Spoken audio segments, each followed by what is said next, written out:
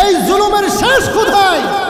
এরকম জুলুম যারা করছেন নারী শ্রমিকদের সাথে, তাদের বিরুদ্ধে স্বয়ং আল্লাহ আদালতে আল্লাহ রাব্বুল আলামিন নিজেই লড়বেন।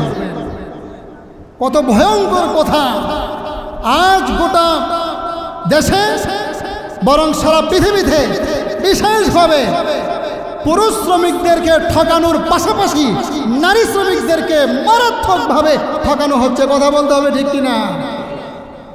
অথচ আল্লাহ রাব্বুল আলামিন বলেন, এই ধরনের জুলুম যারা করবে, শ্রমিকদের উপরে যারা জুলুম অবিচার করবে, আল্লাহ রাব্বুল আলামিন বলেন, ওয়া মা লিযালিমিনা মিন আনসার। জালেমদের কোনো সাহায্যকারী নাই। জালেমদের বিরুদ্ধে আল্লাহ রাব্বুল আলামিন নিজেই মামলায় লড়বেন। এজন্য আমাদের দেশে যতগুলো নারী শ্রমিক আছেন, যত পুরুষ শ্রমিক আছেন, সময় অনুপাতে কাজ অনুপাতে সকল শ্রমিকের মাইনা সমান করতে হবে। কথা বলেন, ঠিক কিনা? আজকের জুমার আলোচ্য বিষয় হলো ইসলামের শ্রমিকের মর্যাদা ও অধিকার। আপনারা অবশ্যই অবগত আছেন, আজ ৩রা মে, কয়েকদিন পূর্বেই ১লা মে অতিবাহিত হয়েছে এবং এই ১লা মেকে কেন্দ্র করে বিশ্বব্যাপী শ্রমিক দিবস হিসেবে একটি দিবস পালন করা হয়।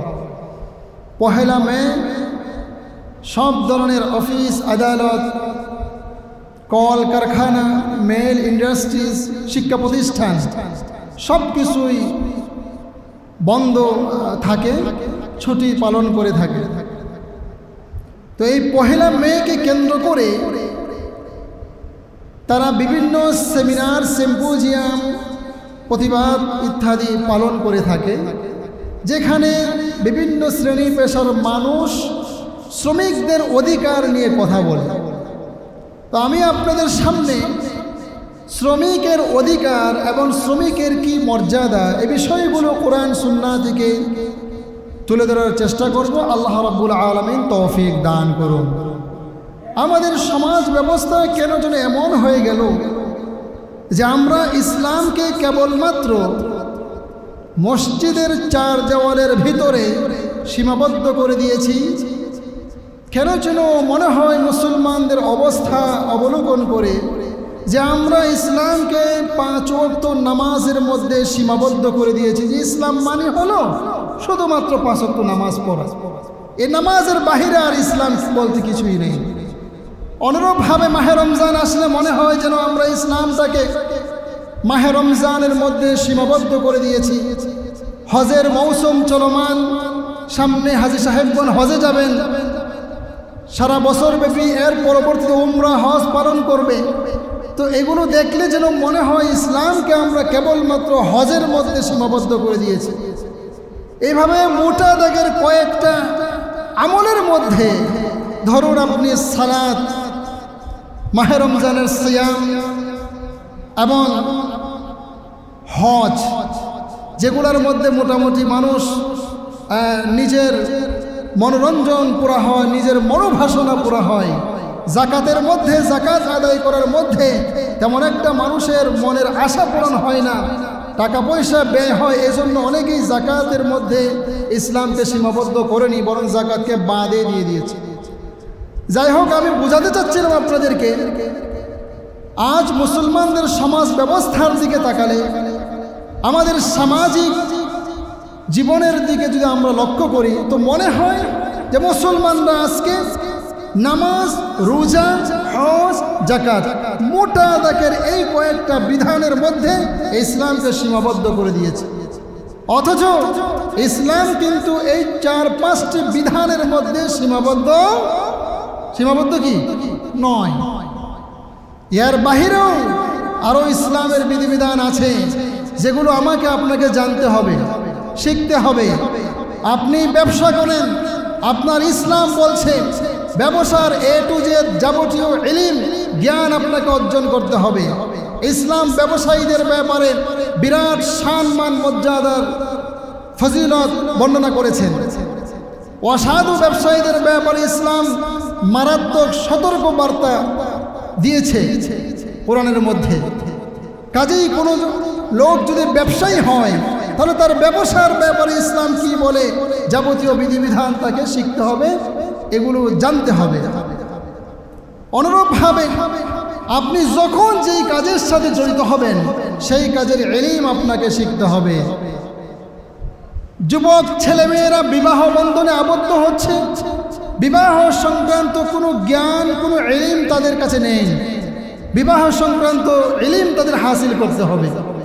এভাবে যতগুলো কাজ আমার আপনার সামনে আসবে প্রত্যেকটার ব্যাপারে ইসলামের একটা দিক নির্দেশনা রয়েছে, সেগুলো আপনাকে আমাকে সকলকে শিখতে হবে, জানতে হবে। নামাজ ইসলামের সবচেয়ে বড় ইবাদত। যার নামাজ ঠিক, তার সকল ইবাদত বন্দিকে আল্লাহ রাব্বুল আলামিন বেঠিক হলো ঠিক করে দিবেন। রোজা ইসলামের বিরাট বড় একটি ইবাদত। যারা রোজা রেখেছেন, রোজা যারা রেখেছে মাহে রমজানে, আল্লাহ রাব্বুল আলামিন তাদেরকে মাফ করে দিবেন, সুবহানাল্লাহ।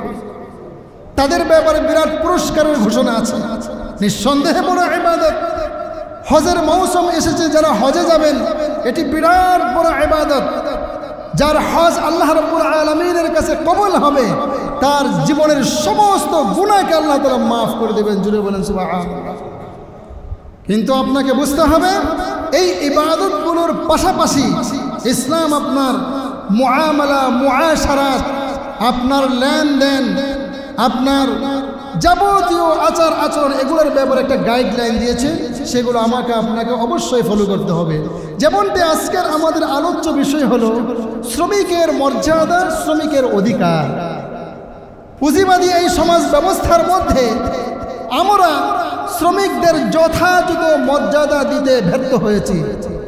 এর কারণে মালিক আর শ্রমিকের মধ্যে আকাশ জমিন ব্যবধান রয়েছে। অথচ কোরআন বলছে মালিক হওয়ার কারণে আপনি শ্রমিকের চেয়ে বিশাল মর্যাদার অধিকারী, আর শ্রমিক বেচারা শ্রমিক হওয়ার কারণে আপনার চেয়ে খুবই নিকৃষ্ট। বিষয়টি এমনটা নয়, এটি ইসলাম বলছে না। ইসলাম তো কে বড়, কে সম্মানের পাত্র, কে আল্লাহ রাব্বুল আলামিনের কাছে সবচেয়ে দামি, সেটার মাপকাঠি নির্ধারণ করেছেন। আল্লাহ রাব্বুল আলামিন বলেন, ইন্না আকরামাকুম ইনদাল্লাহি আতকাকুম। তোমাদের মধ্যে কেউ মালিক, কেউ শ্রমিক, যে যাই হোক না কেন, আমি আল্লাহর কাছে সবচেয়ে দামি ওই ব্যক্তি যে আমি আল্লাহকে সবচেয়ে বেশি ভয় পাই। ইন্না আকরামাকুম ইনদাল্লাহি আতকাকুম। নিশ্চয়ই মহান আল্লাহর কাছে সবচেয়ে সম্মানের পাত্র হচ্ছে ওই ব্যক্তি, চাই সে মালিক হোক, চাই সে শ্রমিক হোক, যেই হোক না কেন, যে আল্লাহকে সবচেয়ে বেশি ভয় পায়, সেই ব্যক্তিটা হচ্ছে আল্লাহর কাছে সবচেয়ে দামি। বুঝে থাকলে আমি আপনাদের কাছ থেকে জানতে চাই, বলতে হবে, আল্লাহ রাব্বুল আলামিন সম্মানী আর অসম্মানী, এটার মাপকাঠি কি মালিক আর শ্রমিক হওয়া এটাকে নির্ধারণ করেছেন, নাকি তাকওয়াকে সম্মানী আর অসম্মানী হওয়ার মাপকাঠি নির্ধারণ করেছেন? তাকওয়া কোন জিনিসটাকে মাপকাঠি নির্ধারণ করেছেন? তাকওয়াকে। তাকওয়া হচ্ছে আল্লাহর ভয়, আল্লাহ ভীতি। আল্লাহ রাব্বুল আলামিন বলেন, তুমি মালিক হও আর শ্রমিক হও, আমি আল্লাহর কাছে মানুষ হিসেবে তোমাদের উভয় জনের সম্মান মর্যাদা সমান, কোনো পার্থক্য নেই। পার্থক্য হলো আমার কাছে তোমাদের তাকওয়া আর পরহেজগারির মাধ্যমে। অথচ আমরা কি দেখি সমাজে? মালিক আর শ্রমিকের মধ্যে বিরাট দূরত্ব। মালিক তার শ্রমিককে সালাম দেয় না, তার ওয়েট নষ্ট হবে এই ভেবে। আর শ্রমিক প্রতিদিন, প্রতি সপ্তাহ, প্রতি মাস, সারা বছর ব্যাপী মহাজনকে সালাম আর সালাম, স্যালুট আর স্যালুট দিয়েই চলেছে সে। এটা ইসলাম সমর্থন করে না। ইসলাম বলছে মালিক আর শ্রমিক তোমরা উভয় শ্রেণী আল্লাহর কাছে সমান মর্যাদার অধিকারী। সুতরাং সালামের মতো এই গুরুত্বপূর্ণ সুন্নাহ এটা সকলেই করবে। যে আগে সালাম দিবে, রাসূল বলেন সে অহংকার থেকে মুক্ত। সুবহানাল্লাহ। মালিক যদি আগে সালাম দেয় তার শ্রমিকরে, এই জন্য কি তার কোনো কিছুর অভাব পড়ে যাবে? বলেন আপনারা, কোনো মালিক মহাজন তার শ্রমিকরে সালাম দিয়েছে, এই জন্য তার সম্মান কমে যাবে?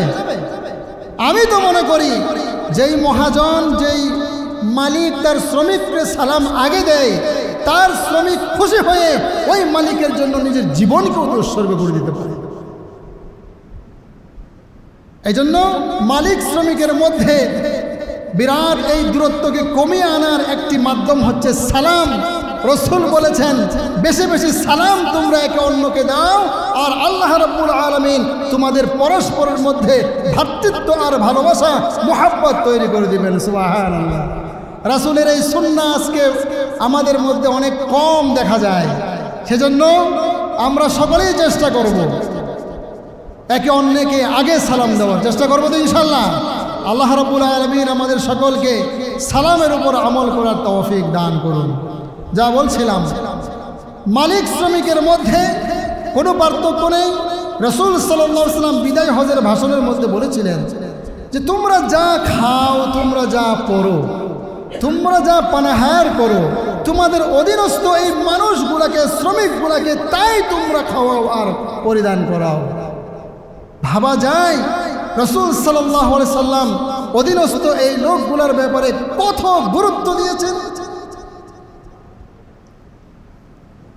কোরআনুল কারীমের মধ্যে আপনারা সূরা মাইদার প্রথম আয়াতটাই দেখুন না, আল্লাহ রাব্বুল আলামিন এই আয়াতের মধ্যে কি বলছেন?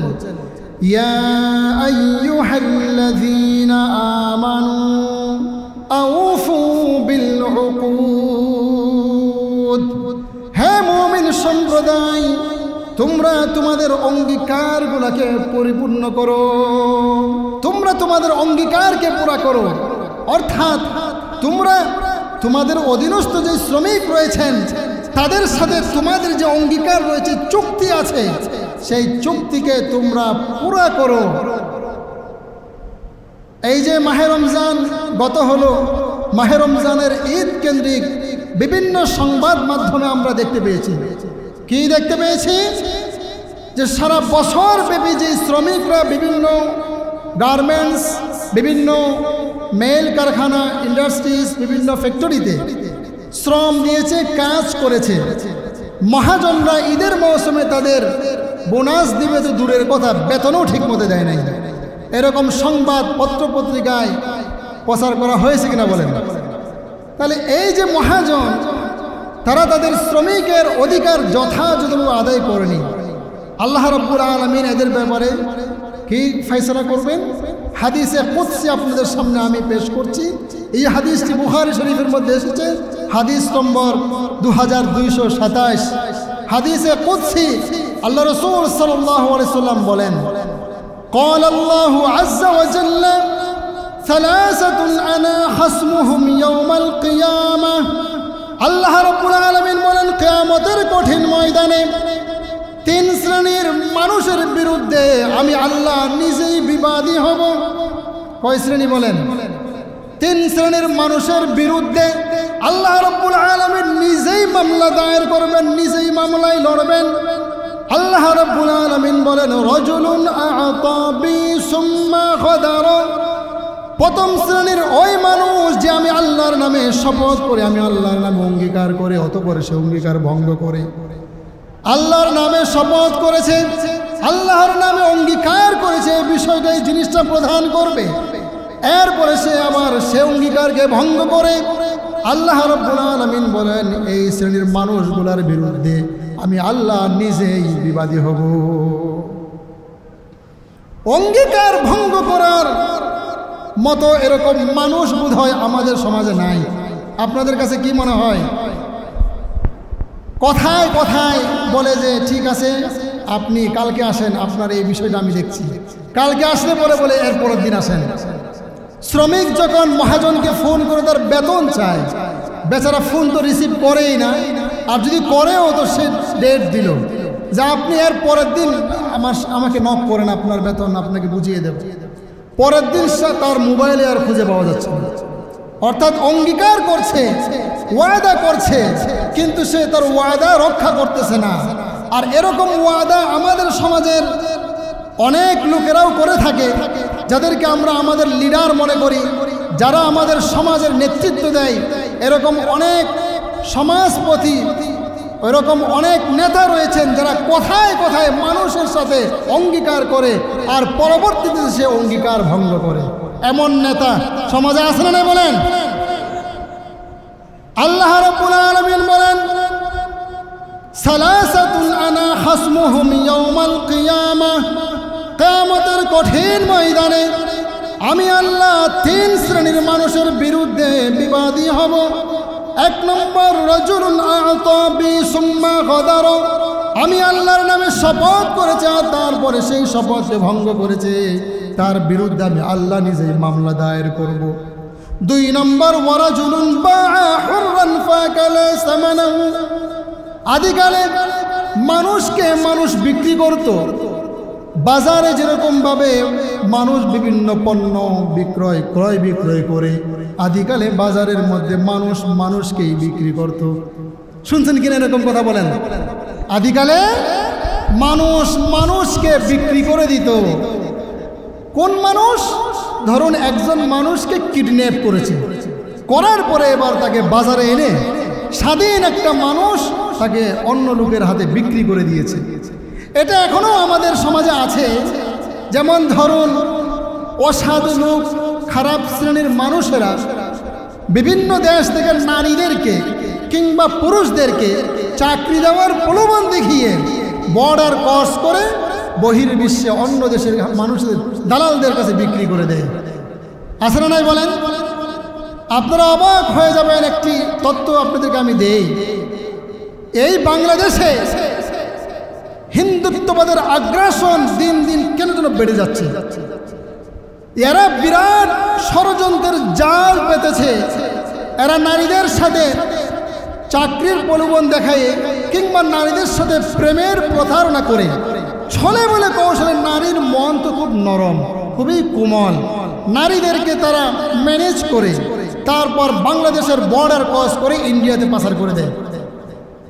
পাচার করে দেওয়ার পর সেই দেশের যে সমস্ত খারাপ জায়গা আছে, আমি মসজিদে ওই জায়গাগুলোর নাম নাই নিলাম, আপনারা শিক্ষিত সমাজ, আপনারা এগুলো বুঝেন জানেন। ওই খারাপ জায়গাগুলোতে খারাপ কাজের জন্য তাদেরকে বিক্রি করে দিচ্ছে। জোরে বলেন নাউজুবিল্লাহ। গত জুমায় আমি আপনাদেরকে বলেছিলাম যে নিজের স্বাধীন দেশে আমরা স্বাধীন নাগরিক হয়েও এবং সংখ্যা গরিষ্ঠ হওয়া সত্ত্বেও কেন যেন মনে হয় আজ আমরা এই দেশে সংখ্যা লঘুর মতো বসবাস করতে হচ্ছে। বিভিন্ন আইন শৃঙ্খলা বাহিনীর তথ্যে বেরিয়ে এসেছে, সংবাদ প্রচার হয়েছে, গোটা দেশ দেখেছে। সেদিনকার সেই হিন্দুদের মন্দিরে যারা অগ্নিসংযোগ করেছে তারা কেউই মুসলমানদের ছিল না। আইন শৃঙ্খলা বাহিনী তদন্ত করে বের করে এনে দেখিয়েছে সেই ফরিদপুরের সেই ওই মন্দিরে অগ্নিসংযোগ তাদের হিন্দু সম্প্রদায়ের যুবকরাই করেছিল। অথচ এটাকে কেন্দ্র করে একই মায়ের 2 জন সন্তানকে নৃশংসভাবে খুন করেছে। আরো অনেক মুসলমানকে ধরে নিয়ে হিন্দুদের সেই মন্দিরে হাত পা বেঁধে ঘন পিটুনি দিয়েছে। ভাবা যায় এই কাজটা যদি কোনো মুসলমান হিন্দুর সাথে করত তাহলে গোটা দেশকে যেন উল্টে ফেলার চেষ্টা করত। কথা বলতে হবে, ঠিক কিনা? অথচ এরা এত উগ্র আর এত মারাত্মক উগ্র মেজাজের মানুষ যে কিভাবে এরকম টকবগে যুবকদেরকে হাত পা বেঁধে মারতে মারতে নৃশংস নির্মম নিষ্ঠুরভাবে হত্যা করেছে। সুতরাং আপনাদেরকে সতর্ক হতে হবে। আমি বারবার মাঝে মধ্যে আপনাদেরকে আমি অপ্রাসঙ্গিকভাবে এটা বলি, এই দেশে হিন্দুত্ববাদের আগ্রাসনকে যে কোনো মূল্যে রুখে দিতে হবে, নচেত সেই দিন আর বেশি দূরে নয় যেদিন এই বাংলাদেশেও ফিলিস্তিনের মতো অবস্থা হতে পারে। কথা বলতে হবে, ঠিক কিনা? ফিলিস্তিনের ভূখণ্ডে ইহুদিরা অল্প অল্প করে করে আগ্রাসন চালিয়েছিল।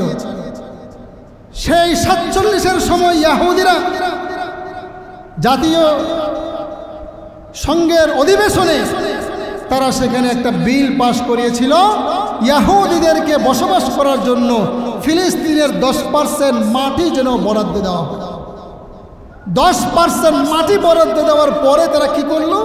আস্তে আস্তে করে আজকের ফিলিস্তিনের মানচিত্র যদি আপনারা দেখেন তো সেখানকার 75% থেকে প্রায় 80% ফিলিস্তিনের ভূমি ইহুদিদের দখলে চলে গেছে। মুসলমানরা সেখানে ভাব ঘুরে জীবনযাপন করতেছে। কথা বলতে পারি কিনা? সুতরাং এই স্বাধীন বাংলাদেশেও যদি আমরা সজাগ না হই, হিন্দুদের এই সকল অপচেষ্টা এবং তাদের আগ্রাসনকে যদি আমরা রুখে দিতে না পারি, তাহলে সেই দিন বেশি দূরে নয় যেদিন তাদের কর্তৃত্ব এই দেশের মধ্যে শতভাগ প্রতিষ্ঠিত হবে। এই জন্য আমরা ঈমানি দায়িত্ব নিয়ে তীব্র নিন্দার প্রতিবাদ জানাই। যারা আমার মুসলিম মায়ের বুক খালি করেছে সেই উগ্র হিন্দুদেরকে কঠিন থেকে কঠিন শাস্তির সম্মুখীন করতে হবে। কথা বলেন ঠিক কিনা?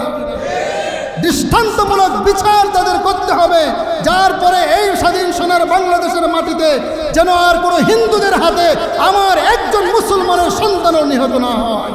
ঠিক কিনা বলেন? সম্মানিত মুসল্লিগণ, যে বিষয়টি আপনাদের সামনে আমি উপস্থাপন করতে চাচ্ছিলাম, আল্লাহ রাব্বুল আলামিন বলেন, আমি 3 শ্রেণীর মানুষের বিরুদ্ধে বিবাদী হব, আমি নিজেই মামলা পরিচালনা করব, লড়ব। 1 নম্বর হলো ওয়াদা করেছে, ওয়াদা ভঙ্গ করেছে, তার বিরুদ্ধে আমি আল্লাহ লড়ব।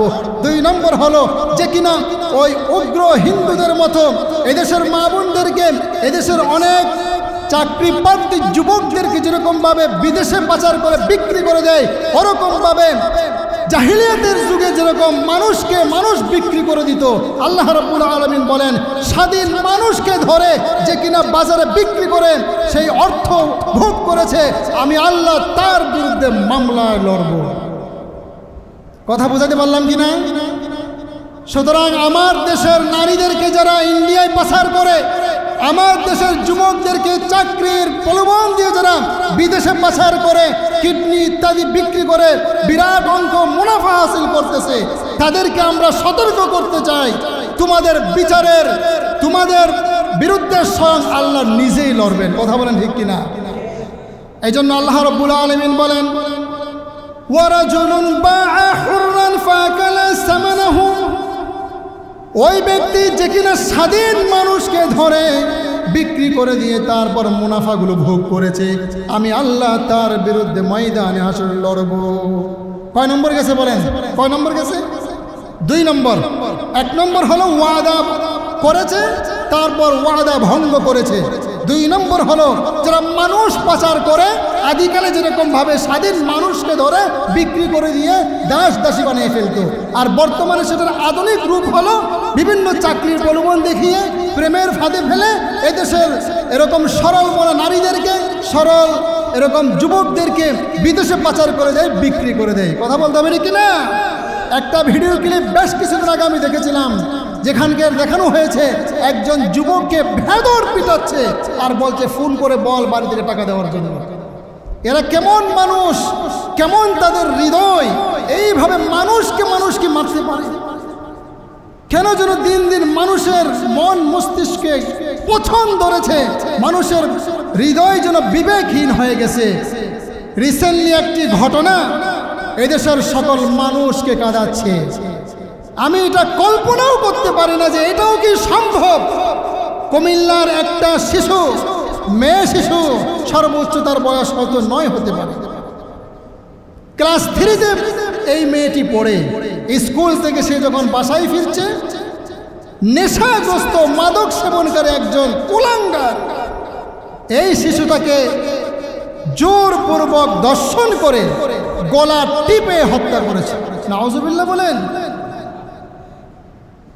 এই শিশুটির বাবা প্রবাসে কর্মরত, চাকরি করছে।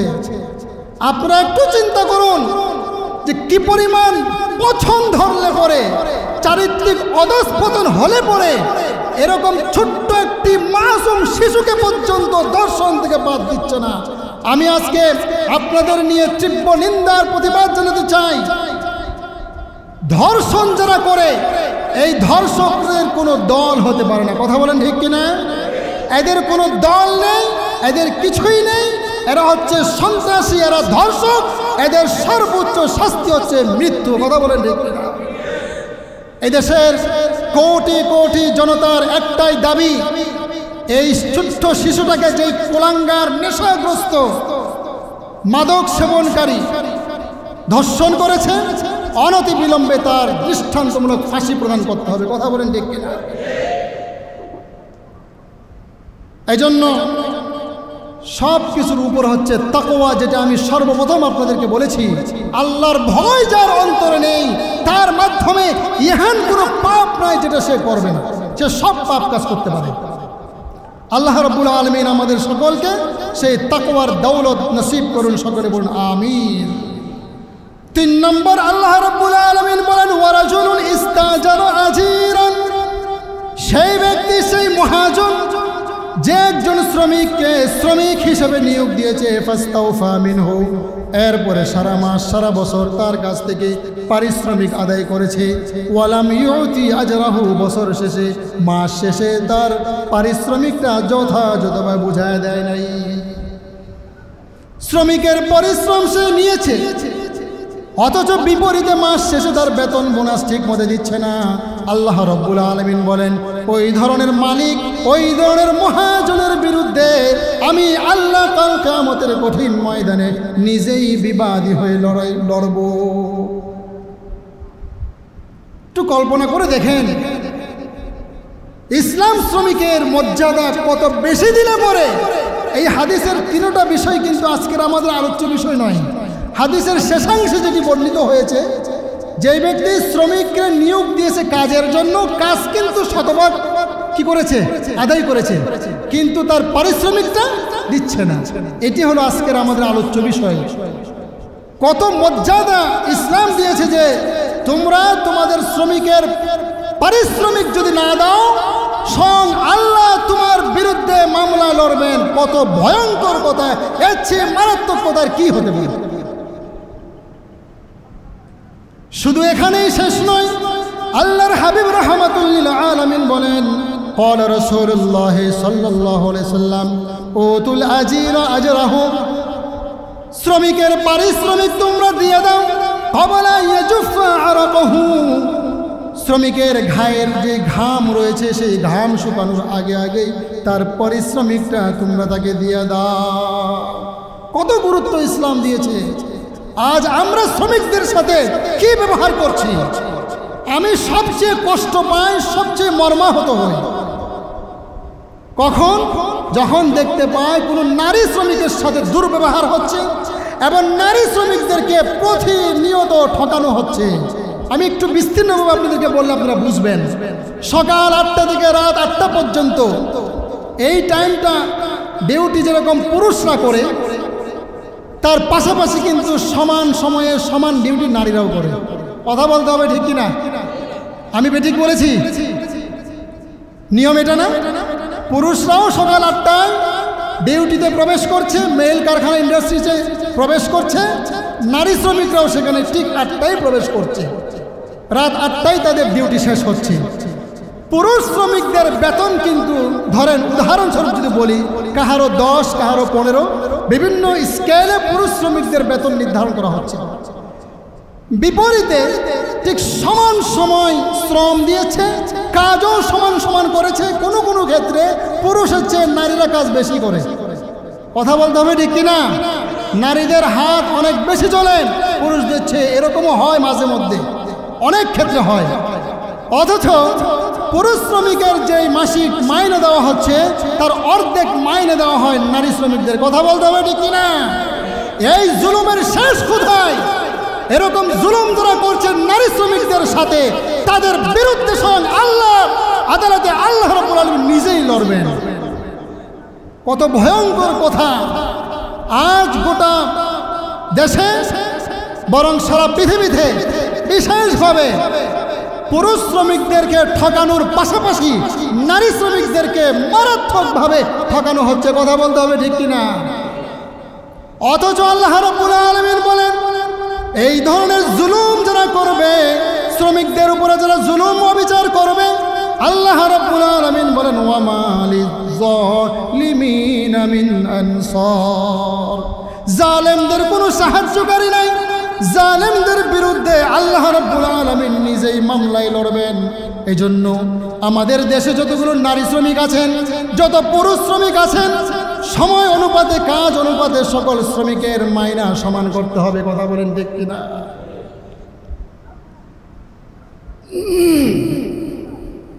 একজন শ্রমিক সে যেমনভাবে মালিকের প্রতি মুহতাজ, কাজের জন্য মুহতাজ, মালিক পক্ষ সমানভাবে শ্রমিকের দিকে মুহতাজ। কথা বলতে হবে ঠিক কিনা? উদাহরণ দিলে আপনারা আরো ভালোভাবে বুঝবেন। যদি শ্রমিকরা ধর্মঘট করে দিয়ে একদিনের জন্য রিক্সাওয়ালারা রাস্তায় বাইর হবে না, গাড়িওয়ালারা রাস্তায় বাইর হবে না, কারখানার শ্রমিকরা কারখানায় যাবে না, তাহলে দেশের পরিস্থিতি কোন পর্যায়ে যাবে? এইভাবে যদি সপ্তাহকে সপ্তাহ, মাসকে মাস ধর্মঘট করে, তাহলে ইন্ডাস্ট্রিওয়ালারা কিভাবে চলবে, সাধারণ মানুষ কিভাবে চলবে? বোঝা গেল শ্রমিকরা মালিকের যেরকম মালিকের প্রতি মুহতাজ, মালিকরাও ধনাত্মশীল ব্যক্তিরাও শিল্পপতিরাও শ্রমিকদের প্রতি মুহতাজ। কথা বলেন ঠিক কিনা? এই জন্য ইসলামের দাবি হচ্ছে তোমার অধীনস্থ শ্রমিকের প্রতি তুমি জুলুম করতে পারবে না। যদি জুলুম করো, আদালতের কাঠগড়ায় তোমাকে পাকড়াও করা হবে, কঠিন থেকে কঠিন শাস্তির সম্মুখীন তোমাকে হতে হবে। হাদিস শরীফের মধ্যে এসছে বিশাল আমলের পাহাড় নিয়ে হাসরের মাথায় উঠবে। হজের অভাব নাই, 50 বছর হায়াত পাইছে, 50 বছরে 50টা হজ করছে, উমরা যে কতগুলো করেছে এর কোনো হিসাবেই নাই। ধরুন এরকম একটি ব্যক্তি অনেক আমলের পাহাড় নিয়ে হাসরের মাঠে উঠছে। ওঠার পর দেখা যায় এই লোকের মেল কারখানা ইন্ডাস্ট্রিজের যে শ্রমিকগুলো ছিল, নারী শ্রমিকরা ছিল, তাদেরকে ঠকিয়েছে, পুরুষ শ্রমিকদেরকে ঠকিয়েছে, ঠকাইছে। এরকম মানুষের অভাব নাই। তো হাসরে তো আর টাকা চলে না। হাসরের ময়দানে আদান প্রদানের কয়েন কিন্তু টাকা না, সেখানে আদান প্রদানের কয়েন হবে আমল আর সওয়াব। কথা বলতে হবে। হাসরের ময়দানে জুলুমের প্রতিদান কি টাকা পয়সা দেওয়া হবে না আমল দেওয়া হবে? আমল দেওয়া হবে, নেকি দেওয়া হবে। তো সমস্ত নেক আমল সে যা করেছে, হজ, উমরা, আরো অন্যান্য নামাজ, রোজা ইত্যাদি, এই সকল আমল ওই দুনিয়ার শ্রমিক, মজদুর, মেহনতি এদেরকে আল্লাহ তাআলা প্রদান করবেন। দিতে দিতে রসুল বলেন একটা পর্যায়ে গিয়ে তার আর কোনো নেকি আমল থাকবে না, কিন্তু তার পাওনাদার এখনো বাকি আছে। তা আল্লাহ রাব্বুল আলামিন বলবেন যেহেতু তার আর নেকি নাই, পাওনাদারদের গুনাহগুলো ওর মাথার উপরে চাপিয়ে দেওয়া হবে। ওরা এইভাবে গুনাহ থেকে মুক্ত হয়ে জান্নাতে চলে যাবে। এরা নিঃস্ব এবং অসহায় হয়ে তারপরে জাহান্নামে প্রবেশ করবে। জিরো বলেন নাউজুবিল্লাহ। আল্লাহর হাবিব রাহমাতুল লিল আলামিন বলেন তোমরা যাদেরকে ফকির আর ভিক্ষুক বলো, অসহায় দরিদ্র ফকির বলো, এরা প্রকৃতপক্ষে ফকির নয়। ফকির হলো তারা যারা হাসরের ময়দানে বিরাট আমলের স্তূপ নিয়ে উপস্থিত হবে, কিন্তু পাওনাদারকে তাদের পাওনাগুলো বুঝাতে গিয়ে সমস্ত আমলগুলো শেষ হয়ে যাবে, তারপরে তারা নিঃস্ব হয়ে জাহান্নামে প্রবেশ করবে। এরা হলো প্রকৃত ফকির আর ভিক্ষুক। এই জন্য আমি আপনাদের কাছে উদাহরণ আহ্বান রাখবো, আমাদের প্রত্যেকেরই অধীনস্থ লোক আছে। বলে আমার অধীনে তো কোনো লোক নাই হুজুর। আমি বলি আপনার অধীনে লোক আছে। আপনার অধীনে লোক আছে, আপনার বিবি আপনার অধীনে, আপনার সন্তান আপনার অধীনে, আপনার ওরকম পরিবারের মেম্বারগণ আপনার অধীনে আছে। তাদের উপর জুলুম করা চলবে না। আপনি নিজে যা খান, গ্রহণ করেন, খাবার গ্রহণ করেন, যে মানের পোশাক আপনি ব্যবহার করেন, ঠিক সেই মানের খাবার, পানাহার এবং পোশাক পরিচ্ছেদ আপনার পরিবারের সদস্যদের জন্য নিশ্চিত করতে হবে। অনেক লোক আছে বাহিরে গিয়ে বন্ধু বান্ধবদের সাথে বিভিন্ন রেস্টুরেন্ট, হোটেলে বসে হাজার হাজার টাকা উড়ায় দেয়। বিবি সাহেব একটা কিছুর কথা বলেছে আনতে, ধমক দিয়ে উড়ায় দেয়। এরকম লোক আছে না নাই বলেন? বন্ধু বান্ধবদের বেলায় টাকা পয়সা উড়াইতে তার কোনো খবর থাকে না, পরিবারের সদস্যদের বেলায় টাকা পয়সা খরচ করতে বেচারার কষ্টের কোনো আর শেষ থাকে না। কি বলেন আপনারা? এরকম লোক সমাজে আছে না নাই? আপনাকে অবশ্যই খেয়াল করতে হবে আপনার অধীনস্থ পরিবারের সদস্য যারা রয়েছেন তাদের আপনার উপরে হক রয়েছে। এই হক যদি আদায় করতে ব্যর্থ হন তাহলে কঠিন থেকে কঠিন শাস্তির সম্মুখীন আপনাকে আমাদের সকলকে হতে হবে। এভাবে বিভিন্ন শ্রেণী পেশার মানুষ আজ জুলুমের শিকার। এই জুলুম থেকে আপনাকে আমাদের সকলকে বেরিয়ে আসতে হবে। মাহে রমজান কেন্দ্রিক আমি লক্ষ্য করেছি বিভিন্ন মসজিদের ইমাম, মুয়াজ্জিন, মসজিদের স্টাফ যারা আছেন তাদের উপর জুলুম হয়। কীরকম জুলুম হয় বুঝায় বললে আপনারা বুঝবেন। সারা মাস বিভিন্ন মসজিদ কেন্দ্রিক মসজিদের স্টাফরা সার্ভিস দিয়ে যায়, নামাজ আজান ইত্যাদি তারা যথাযথভাবে পালন করে যায়। মাহে রমজান শেষ হলে পরে শ্রমিকরা যেরকমভাবে তার মহাজন থেকে একটা বেতন বোনাসের আশা তাদের থাকে, ইমাম মুয়াজ্জিন মসজিদের স্টাফ যারা বিভিন্ন মসজিদে দায়িত্ব পালন করেন তাদেরও বছর শেষে একটা চাওয়া পাওয়া মনে মনে থাকে কি থাকে না, কথা বলেন আপনারা। অথচ এদেশের এমন অসংখ্য মসজিদ আমি চিনি, আমি জানি, দায়িত্ব নিয়ে আপনাদের বলছি যে মসজিদগুলোর ইমাম মুয়াজ্জিন স্টাফদেরকে বোনাস ঠিকমতো প্রদান করা হয় না। অবাক হয়ে যাবেন, মাহে রমজানের জন্য যেখানে মসজিদে খতমে তারাবির জন্য 2 থেকে 3 জন হাফেজ সাহেব বাহির থেকে হায়ার করে আনা হয়, তাদেরকে যথাযথভাবে একটি সম্মাননা একটি হাদিয়া তাদেরকে দেওয়া হয়। অথচ সেই মসজিদের ইমাম মুয়াজ্জিন যারা কিনা সারা বছর সার্ভিস দেয় তাদেরকে একটি পয়সাও সেখান থেকে দেওয়া হয়। অবাক করার মতো কথা নয়, একটা লজিক আপনারা নেন। যদি 1 মাসের হাফেজ সাহেবকে যদি হাজার হাজার টাকা দিয়ে হাদিয়া দিতে হয়, 1 মাসের জন্য মাত্র আপনি হাফেজ সাহেব এনেছেন, তাহলে আপনার ইনসাফের সাথে জবাব দিতে হবে। আর সকলকে আপনাদের কাছ থেকে আমি জবাব শুনতে চাই, যে ইমাম সারা বছর আপনার সার্ভিস দিয়েছে, যেই মুয়াজ্জিন সারা বছর আপনার মসজিদ আজানের দায়িত্ব পালন করেছে, যে ইমাম সারা বছর নামাজ পড়িয়েছেন, যারা যারা নামাজের ইমামত করেছেন, ঈদের নামাজের ইমামতের দায়িত্ব পালন করেন, সারা বছর আপনার সুখে দুঃখে যে ইমাম মুয়াজ্জিন আপনার পাশে থাকেন, তাদেরকে বঞ্চিত করে কেবলমাত্র হাফেজ সাহেবদেরকে হাদিয়া দেওয়াটা এটা কোনো প্রকার ইনসাফ হতে পারে কিনা আমি সবাদের জানতে চাই।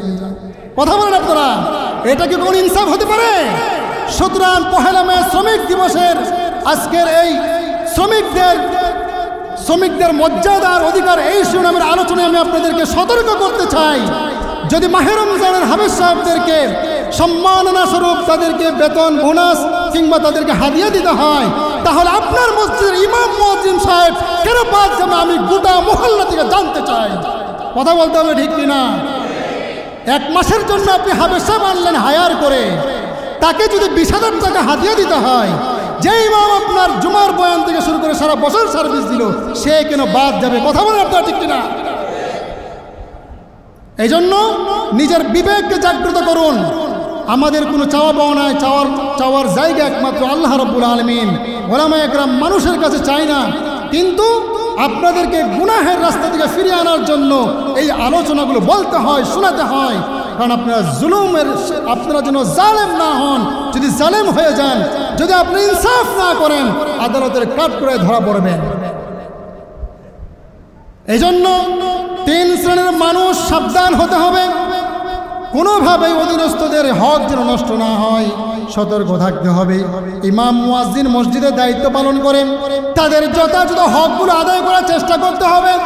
তারা আপনাদের কাছে মুখ খুলে চাইবে না ঠিক, কিন্তু আপনারা তো বিবেকমান সম্পন্ন। কি বলেন আপনারা? সকলের জ্ঞান বিবেক আছে না নাই বলেন? আমরা তো মুখ খুলে চাইবো না, কিন্তু আমাদের অধিকারগুলো আপনারা যদি আদায় না করেন, তাহলে আল্লাহর কাছে আপনাদেরকে জবাবদিহিতা করতে হবে।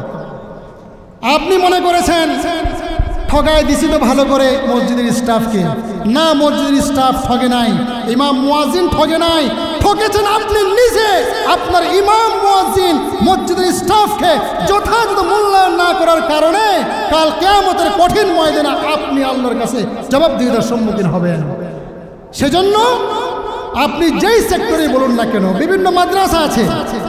আমি কিন্তু আপনারা আবার ভাববেন যে হুজুর মনে হয় বেতন বোনাস পায় না, এই জন্য চেয়েছে কিনা। আমাদের মসজিদে আমাদেরকে বেতনও দিয়েছে, বোনাসও দিয়েছে, আলহামদুলিল্লাহ। কথা বুঝতে পেরেছেন? আমাদের মসজিদে বেতনও দিয়েছে, কিও দিয়েছে, বোনাসও দিয়েছে। আপনারা আবার ভাববেন না যে হুজুর মনে হয় বেতন বোনাস পাচ্ছেন। আপনাদেরকে বোঝার জন্য সব সেক্টর নিয়ে কথা বলছি। কল কারখানা, মেল ইন্ডাস্ট্রির কথা বললাম, মসজিদের কথা বলতে হবে, আরও যত মেল কারখানা আছে, বিভিন্ন মাদ্রাসা আছে। মাদ্রাসার মধ্যে আলেমগণ মুসলমানদের সন্তানদেরকে শিক্ষা দীক্ষায় সারা বছর তারা মেহনত করে। অনেক মাদ্রাসার মুহতামিম এমন আছেন যথাযথভাবে শিক্ষকদেরকে বেতন বোনাস দেয় না। তাদেরকেও সাবধান হতে হবে, তাদেরকেও আল্লাহ রাব্বুল আলামিনের সামনে দাঁড়াতে হবে, জবাবদিহিতা করতে হবে। সেজন্য পহেলা মে শ্রমিক দিবসের আজকের আমাদের অঙ্গীকার এটাই যেন হয় যে আমার অধীনস্থ যে বা যারাই আছে তাদের উপর যেন কোনো জুলুম না হয়। কথা বলেন ঠিক কিনা? সেজন্য আপনারা সতর্ক হন। যারা এই এলাকায়, আমাদের এই মহল্লাটা যেহেতু মেল কারখানা অধ্যবসিত এলাকা, আপনাদের সকলে আমি দৃষ্টি আকর্ষণ করব, আপনারা আপনাদের শ্রমিকদের যথাযথ হকগুলো আদায় করবেন। নারী শ্রমিক, পুরুষ শ্রমিক, তাদের জন্য বিভিন্ন কর্মস্থলটাকে আপনারা পার্টিশন করে দেন যেন কাজের সুবিধা হয় এবং সমানভাবে তাদের পারিশ্রমিক দেন। আল্লাহ আপনার কোম্পানির মধ্যে, কারখানার মধ্যে বরকত দান করবেন। কথা বলেন ঠিক কিনা? জুলুমের শিকার যেন না হয়। বিভিন্ন সময় বিভিন্ন মেল কারখানাতে আগুন লাগে, কেন লাগে? এগুলো আল্লাহর পক্ষ থেকে গজব।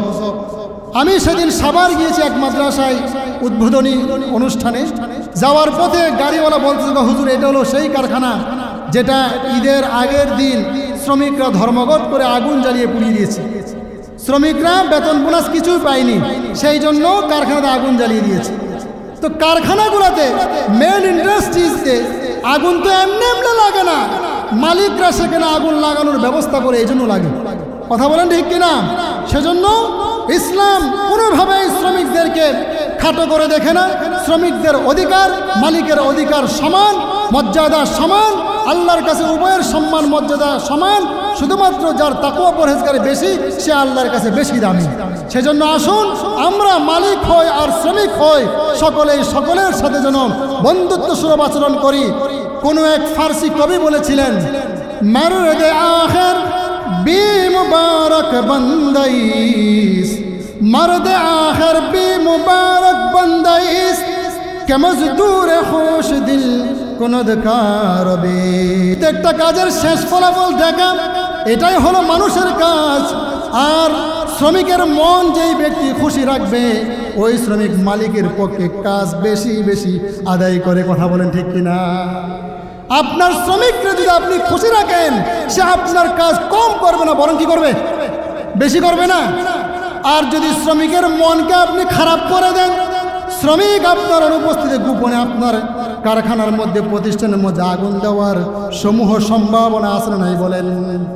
কি বলেন আপনারা?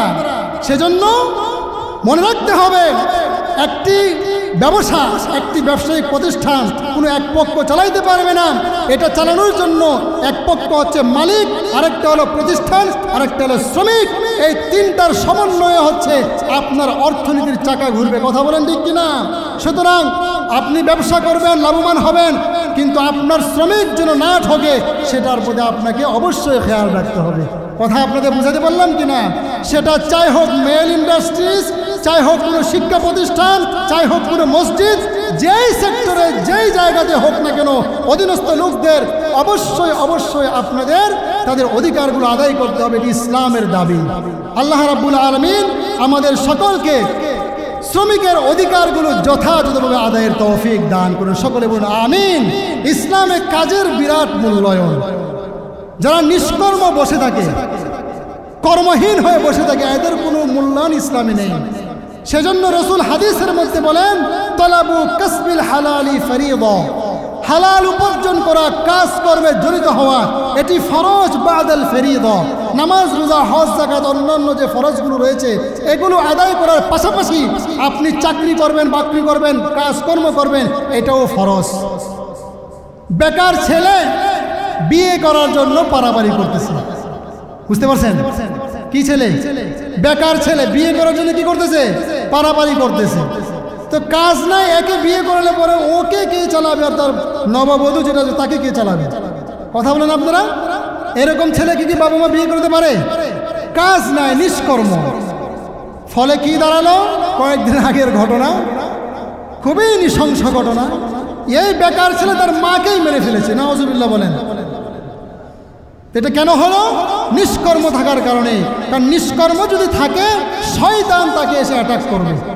এই জন্য কোনো প্রাপ্তবয়স্ক যুবক যেন কাজ থেকে মুক্ত না থাকে। সকলকে কাজে যোগদান করতে হবে। যারা শিক্ষিত তারা শিক্ষা প্রতিষ্ঠান কেন্দ্রিক কাজ করবে, অর্থাৎ যারা যেই সাইটের যোগ্য তারা সেই সাইটে কাজ করতে হবে। কাজের খুব মূল্যায়ন ইসলামে। এই জন্য বেকার থাকা যাবে না। বেকার থাকা এটা অভিশাপ। আপনি কাজ পাচ্ছেন না, আপনি কোনো একজন জ্ঞানীর কাছ থেকে পরামর্শ নেন কি কাজ করলে ভালো হয়, তারপর আপনি কাজে যোগদান করুন। কাজের খুব মূল্যায়ন। রসুল বলেন তলাবু কাসবিল হালালি ফরিদা বাদাল ফরিদতি, হালাল অন্বেষণ করা, হালাল রিজিক উপার্জন করা, এটি ফরজ ইবাদত বন্দেগীগুলো আদায় করার পরে অন্যতম ফরজ।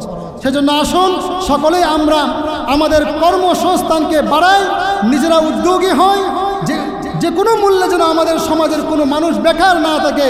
আর যেই লোকগুলো কর্মে যোগদান করবে এদেরকে যেন আমরা আবার জুলুম না করি। এরকম শ্রমিক যারা হবে তাদের যথাযথ পারিশ্রমিক আমরা দেওয়ার চেষ্টা করি, তাহলে আমাদের সমাজের নিজাম ঠিক থাকবে, ব্যবসার মধ্যে একটা স্থবিরতা ঠিক থাকবে, কোনো রকমের এরকম অশান্তি বিরাজ করবে না, সকলেই লাভবান হবে ইনশাআল্লাহ।